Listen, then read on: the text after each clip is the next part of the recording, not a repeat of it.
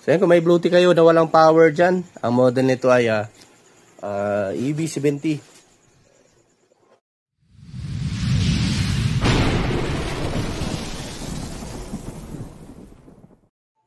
Hello mga lods, good evening. Ito, meron tayong nirepair dito na Bluetooth. So, baka may mga ganito kayo na Bluetooth. So, yan. So, ang model pala nito is ano? Saan ang model nito nakalagay? Check natin dun sa takip niya. Dito. So, ang model niya ay EB70. Ayan o. EB70, 716 watts, 22.4 BDC, 32 EH. Ayan, 12 to 28 BDC. 200 watts, ano pa ba yan? So, yan yung mga ano niya. So, nasa ano to? Kapag bibili mo ng brand nyo, nasa ano to? Nasa 40 plus or 30 plus, depende sa ano. So, may wireless charging siya dito sa taas. So, problem nito, dito kasi ito yung in-improvise ko, kung naalala nyo. Ito yung in-improvise ko. So, ngayon, ang nagiging problema na naman kay client is kapag sinasalpakan niya ng battery, namamatay yung kanyang battery or nagpo-protect yung BMS ng battery. At nung pagka-check natin, shorted. Ito, malalaman niya, may tester kayo. Shorted yung dalawang terminal. Pag tinetester, mayroong continuity. Baliktaran. So, anong nangyari? Nasunog yung MOSFET. Siguro baka malaki yung solar panel ni sir. Hindi kinaya ng MOSFET yung kanyang sa charging kasi ang problema nito eh. So, yan o. Dito. Ito. Dalawang MOSFET. DP8974. So, naka-order tayo sa labas. So, meron tayo dito na order. Tagal, sa custom ko pa kinuha. Sa custom, I mean sa postal. Kasi sa AliExpress ako nag-order. Meron naman. Excuse me. So, eto dumating na. So, ito yung sasalpa ko dyan. Sa kanyang pinaka ano.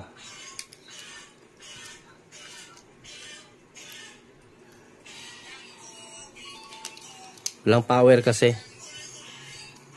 Kasi nga, kapag sinasaksak mo yung battery niya, nagpo-protect or nag-i-spark pag nilagay niyo yung positive negative.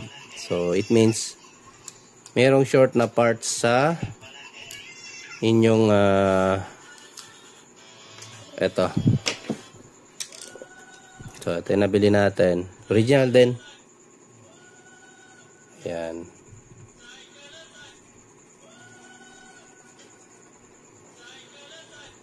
$59.74.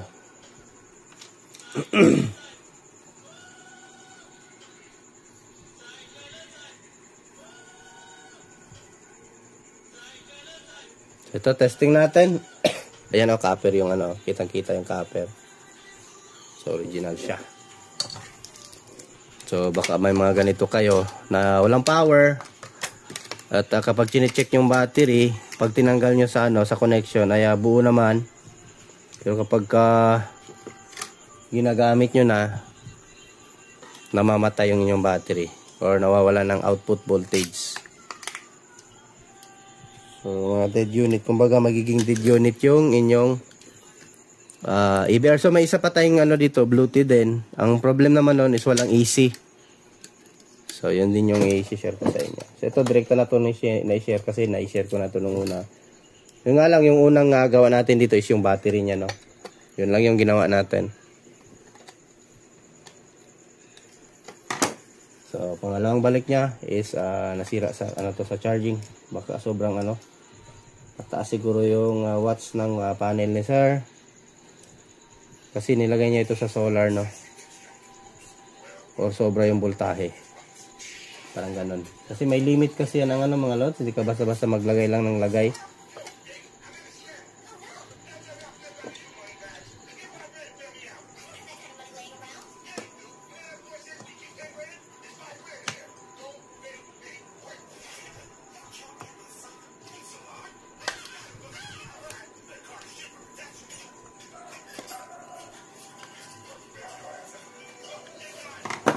So, ayan.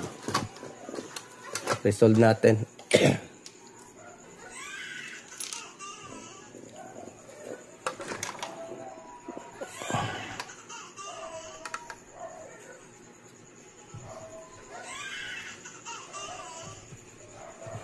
So yung may mga probleman sa output or nag-e-error, yung isang ni-repair din natin na ganito din yung sira.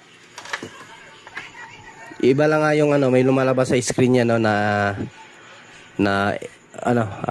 error yung yung basta may error siya lumalabas sa screen. Pero yung ito talaga siya is totally dead. Kasi nga namamatay yung battery. Hindi nag-open yung kumbaga hindi na-open yung MOSFET, kumbaga nagiging shorted siya, kaya ang tendency, may power siya, kaso nga lang shorted. Na lumalabas or error na lumalabas sa screen. So, ayan. Ito kasi siya, hindi siya, kumbaga hindi siya nag-open. May contact pa rin yung mga paa. As in, contact yung positive, negative na mga pins. May contact siya kaya namamatay, nagsha-shutdown yung battery. So putulan na natin. So testing natin to ngayon, kaso nga lang walang battery.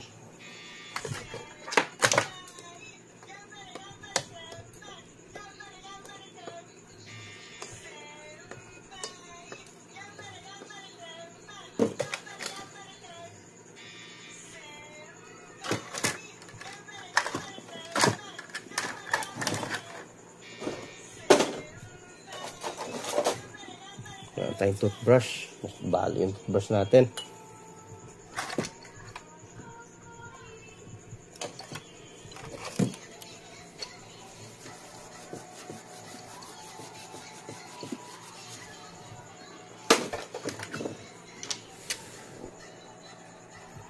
So ayan, i-resolve na natin.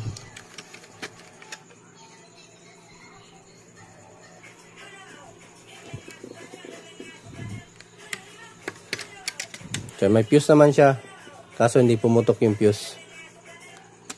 Ito yung nagiging problem na sir. So tester natin dito sa terminal if may reading pa. Kasi yung una kasi itong MOSFET niya, paliktaran, mayroong reading sa tester. Ito yung terminal ng battery. Yan, may reading. Dapat pag reverse, wala yan siya. So, meron pa. Kasi ito, wala na ito eh. Ayan o.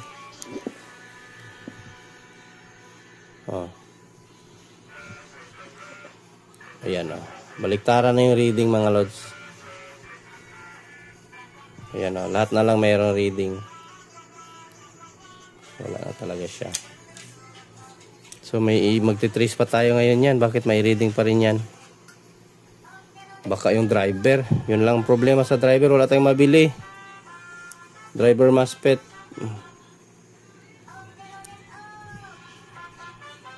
Ito, patay. Wala, ito din, walang reading.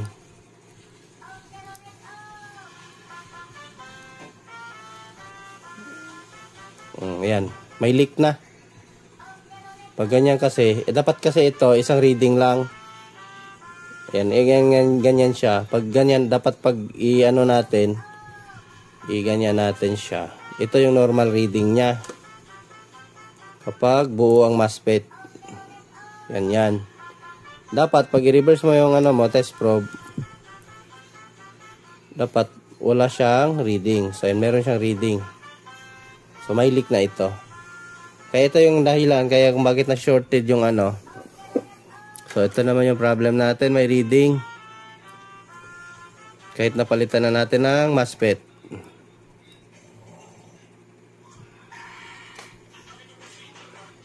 Same lang yung grabe yung reading niya.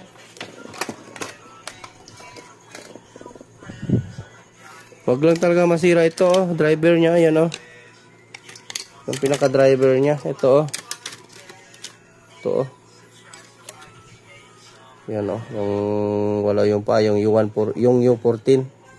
Yan yung driver ng MOSFET. Paktay tayo pag yan ang sira. Tayong mahanap niyan.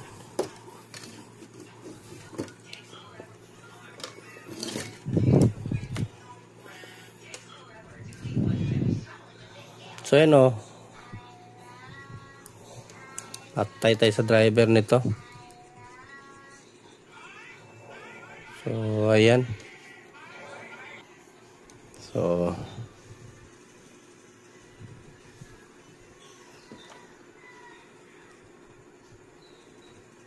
gusto mo nilagay natin ng MOSFET. Patay tayo sa driver nito. Ayan o, buo naman. Ayan, normal lang yan, may reading.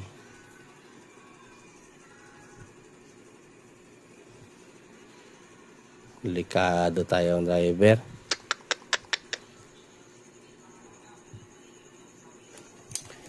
Wala kasi itong hinanapan ko to yung driver niya. Walang to. Wala akong makita sa AliExpress. Number nito. Yan o, yan o. Makita eh. Layo lang natin. Zoom natin. Yan na. 27424. Driver yan ng MOSFET natin. So try natin tanggalin yan. Kung mawala yung ground doon sa pinaka ito, yung short dito sa pinaka terminal. So it means yun ang problem. May reading kasi siya Ayan. Try natin tanggalin.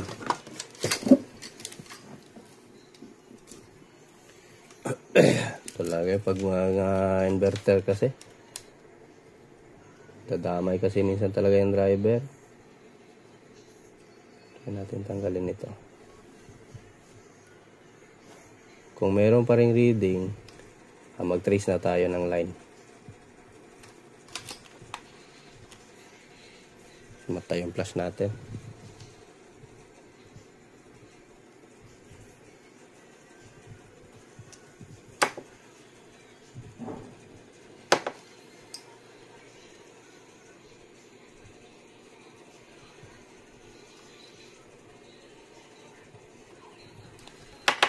Try natin.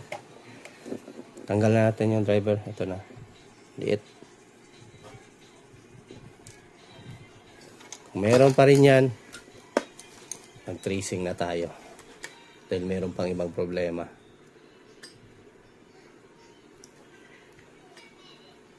Aray, meron pa rin. So buo yung driver.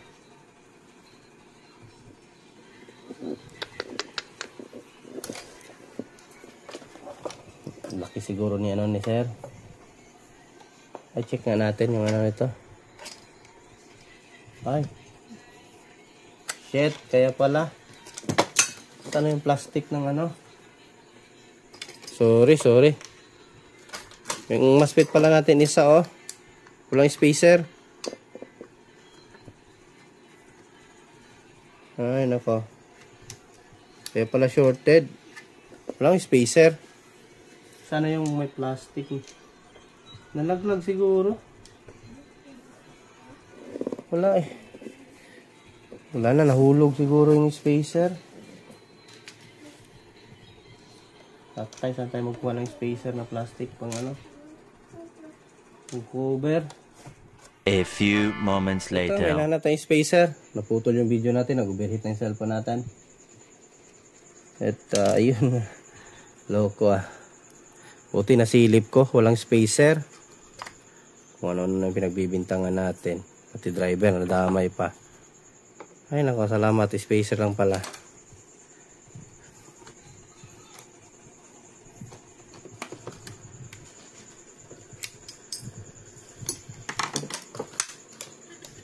Test natin ulit.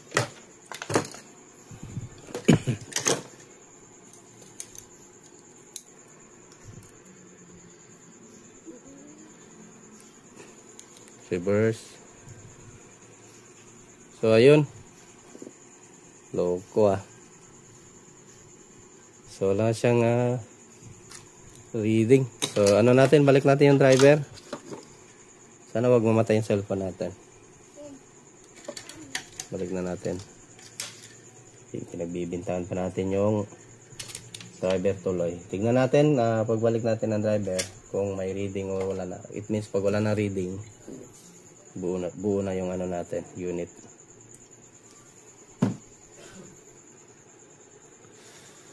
So yun.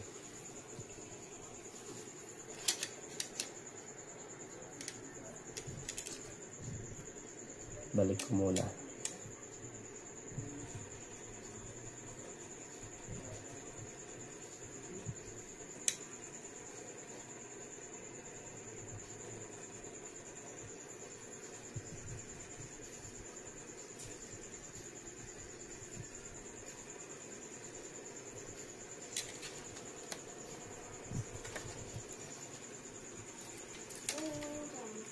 Resolve natin, resolve.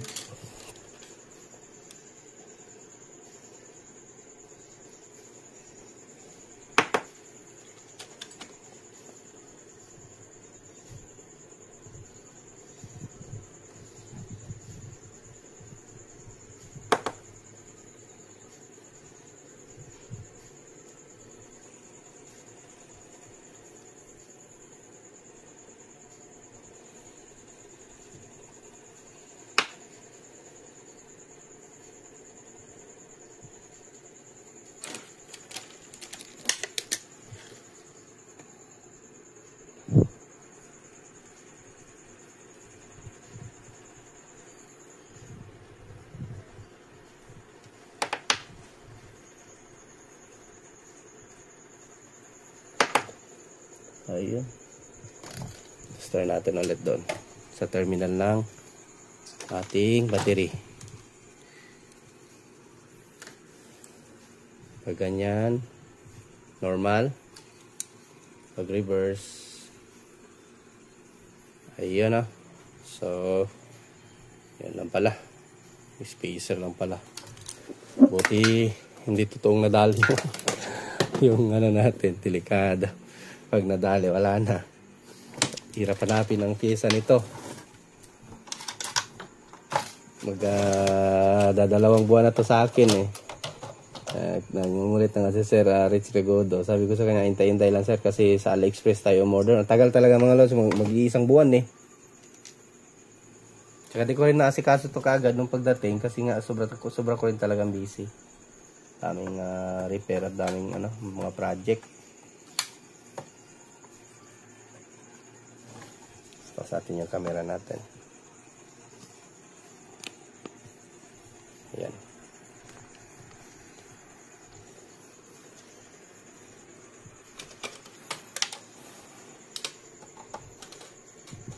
May battery naman to sa ilalim. Magagawa pa ba tayo? Wala nga akong pantabing. Testing ko na lang to sa siguro. May pwede na, hindi rin ako nakabili ng power supply eh. Adjustable. So, in-improvise natin.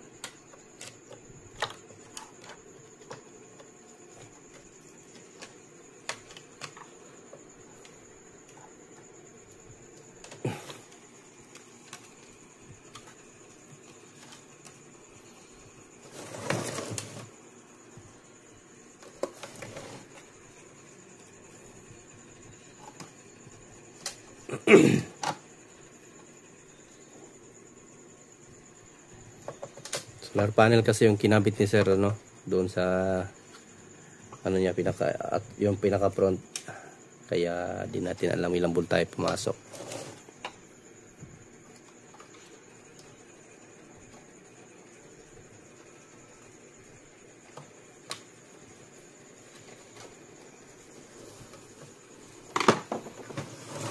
Ayan, problema, testing na lang natin.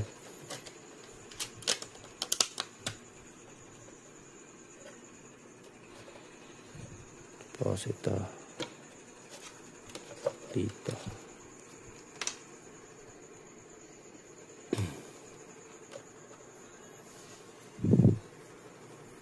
Tignan natin to. Saan yung charger nito?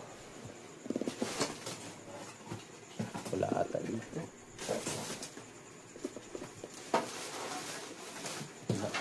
Pinadala na sa Bluetooth.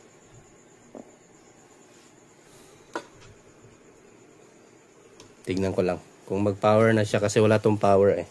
Hanapin ko muna yung charger niya. So ito yung power supply niya. Yan o, Bluetooth.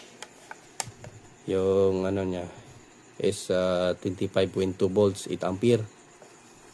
So check natin kung mag-on.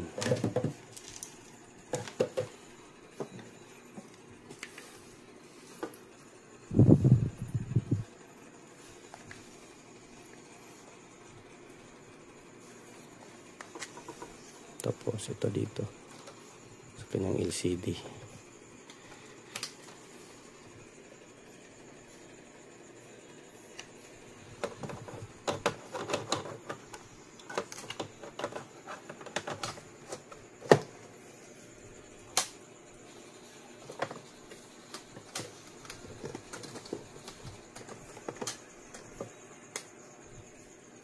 Yan, testing natin. Yan o. Meron kasi siyang input yung PPT.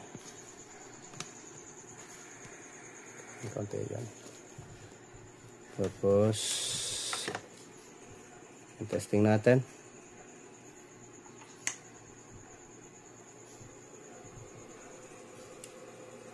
Ayun. So, ayan, walang ano, walang battery. So, it means buo na. Kasi may power na siya. So, ano lang natin to mamaya, pipicture natin na may power na. So, ayan, ganyan lang mga lods. Kasi pag wala itong power dito mga lods, doon kayo mag-check, i-check nyo yung MOSFET or i-check nyo din itong pinaka-terminal kung may reading or pinaka dito yung tinetester natin, yung kulay yellow, ayan o. Ayan, ito. So, kapag may ano yan, may reading yan, baligtaran. So, it means yung MOSFET may tama. So, ganyan lang. Hindi na siguro natin testing sa battery. Hirap kung mag-testing wala tayong battery. Check ko na lang kung pwede akong gumawa ng battery yung ano, yung LiPo4 na ano. Yung mga 32700. Meron naman tayo. Testing ko na lang. Bawasan ko lang yung ano. Mag-series tayo ng ano. 24 kasi ano to hindi to 24 volts kasi 7 series lang ito.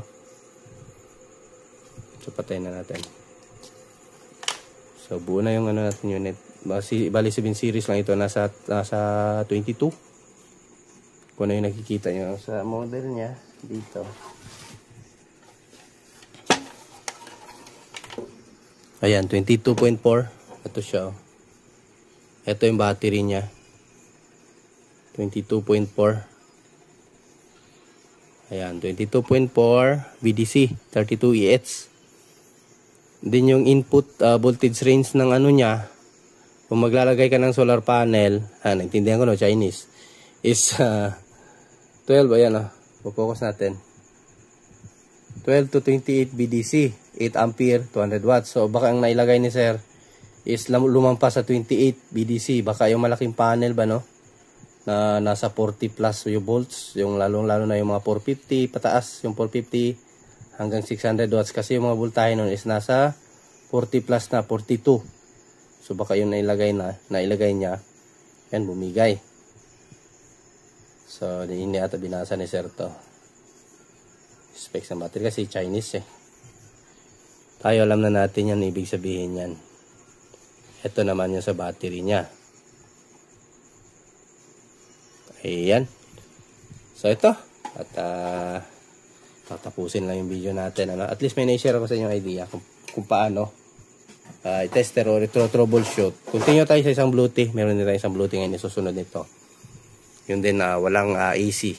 Kumbaga wala itong output.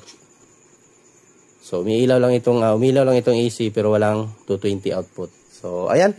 Daan na tayo mga lods. So may power na. Ayan, thanks for watching mga Lods. At ayan, yung gusto mo magpapashoutout dyan, comment lang sa baba. And the next video natin, i-voice out natin, ano. So ayan, thank you mga Lods sa walang sawang suporta. Ayan, at Diyos mabalos. Bye-bye.